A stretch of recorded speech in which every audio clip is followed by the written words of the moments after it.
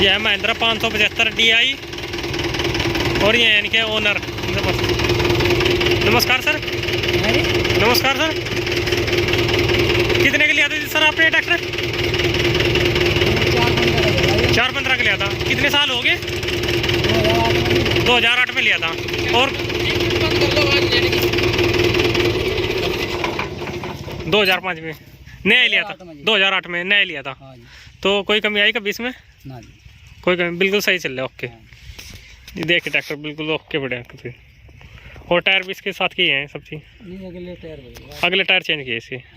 अच्छा नहीं नहीं, ये देखिए ट्रैक्टर बिल्कुल ओके पड़े। और इंजन उंजन कुछ कराया इसमें कभी? कुछ नहीं करा, बिल्कुल ओके है, साफ कलर है, बेहतरीन। अच्छा स्लमर।